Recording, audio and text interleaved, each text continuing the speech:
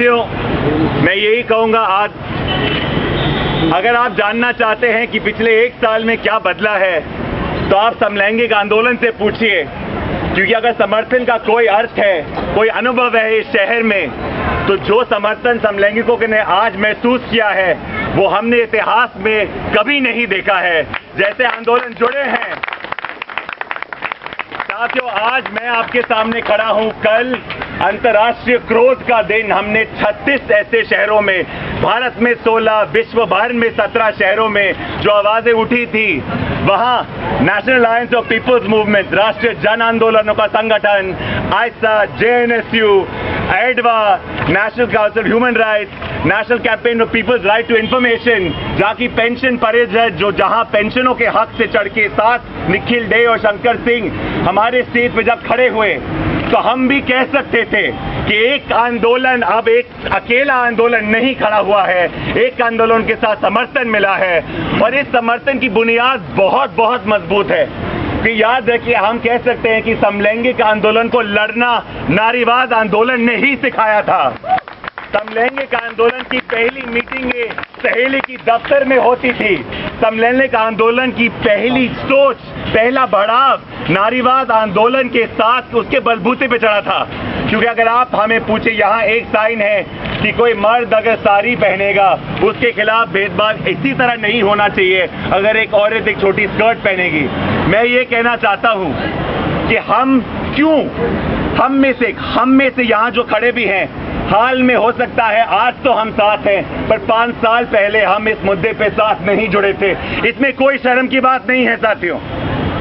सोच का आगे बढ़ना, हमें कभी ऐसा नहीं लगना चाहिए कि अगर हमारे मन में बदलाव आया है तो बदलाव को लेके हम आगे बढ़ेंगे। समलैंगिकता पे जो हमारी सोच है वो बदली है क्योंकि इतिहास के लंबे दौर में सच्चाई को ज्यादा देर तक छुपाना नामुमकिन है। हम ये कहना चाहेंगे, क्या है जुड़ाव नारीवाद की सोच का और समलैंगिक हकों की सोच का? जब हम कहते हैं कि कोई गांडू है, कोई छक्का है, मैं आपके सामने सीधी सीधी बात कहता हूं, सड़कों पे सुनने को मिलता है, पुल पे भी जब हम नारेबाज और भाषण देते हैं वही शब्दों का इस्तेमाल हमें करना पड़ता है। हम क्या कह रहे हैं? जब हमको पुलिस थानों में ले जाया जाता था कि समलैंगिक लोग आप गलत हो, अप्राकृतिक हो, हमें कहा था तू लेता है कि देता है? बड़े सवाल की नस क्या है? नस है तू मर्द है कि औरत है? क्योंकि हमें कहा गया था जो समलैंगिक और ताना है उसका स्तर कम है। क्यों? क्योंकि पितृसत्ता कहती है औरत के साथ जो भी बात जुड़ती है उसको हम नीचा मान के देखते हैं।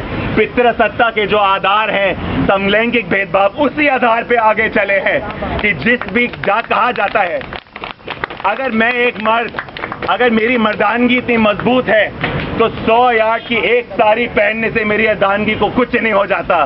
क्या कहा जा रहा है? कहा जा रहा है कि औरताना अगर औरत से जुड़ा हुआ कोई भी चिन्ह कम है तो ये पितृसत्ता का कानून है।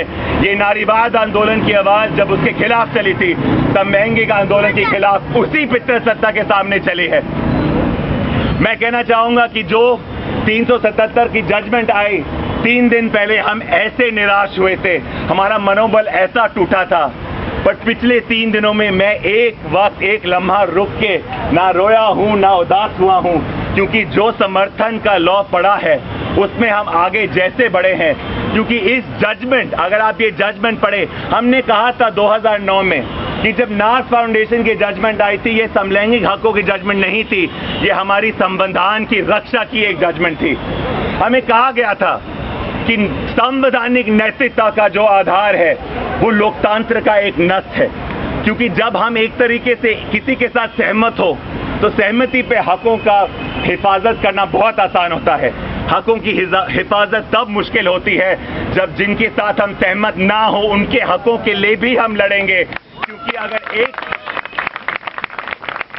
क्योंकि अगर सामान्यता है तो सामान्यता को हम बांट के टुकड़ों में करके किसी को देके किसी को ना नहीं दे सकते। अगर एक के हक टूटते हैं तो सबके हक टूटते हैं। अगर एक की सामान्यता टूटती है तो सबकी सामान्यता टूटती है। अगर एक बदन, एक जिंदगी, एक अस्तित्व पे सवाल उठता है तो हर बदन, हर जिंदगी, हर अस्तित्व पे सवाल उठते ही रहेंगे, उठते ही रहेंगे, उठते ही रहेंगे। नाथ फाउंडेशन की जजमेंट ने कहा कि अगर इस देश में कुछ आशा है, अगर हमारे संविधान में कुछ मतलब है, तो वो है कि हमारा संविधान सबको साथ लेके चलता है। सुप्रीम कोर्ट के जजमेंट ने कहा, अरे तुम्हारे आंकड़े इतने मजबूत नहीं हैं कि तुम्हारे हक में कोई मतलब हो।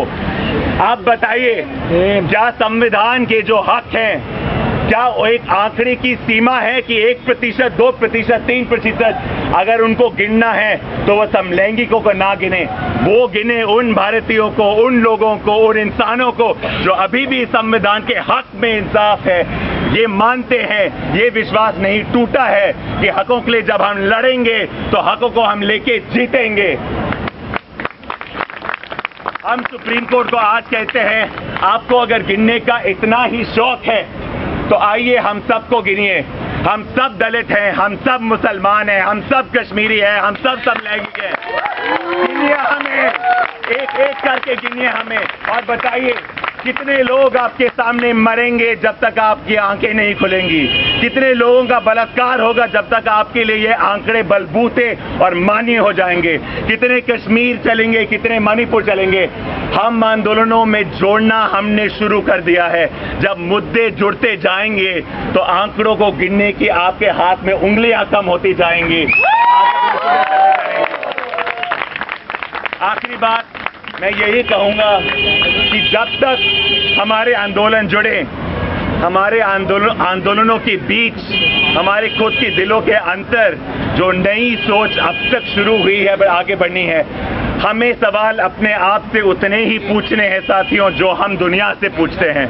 हम ये कभी ना कहें कि पितृसत्ता कहीं और चलती है, समलैंगिकों के खिलाफ घृणा कहीं और चलती है, और हमारे दिल साफ हैं, हमारी चादरों में कोई धुलाई नहीं है, धुलाई तो गलत हो गया, कोई दाग नहीं है हमारी चादरों में। ये ऐसी गलतियों को पकड़ के ही सही करना है साथियों।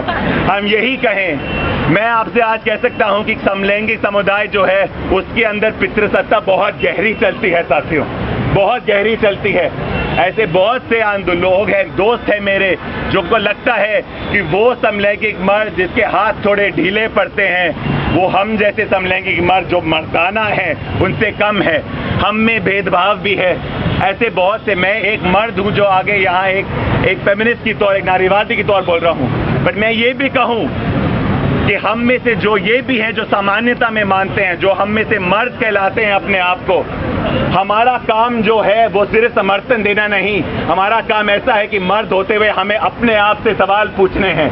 हमें अपने आप से पूछना है कि हम यहाँ तक कैसे आए।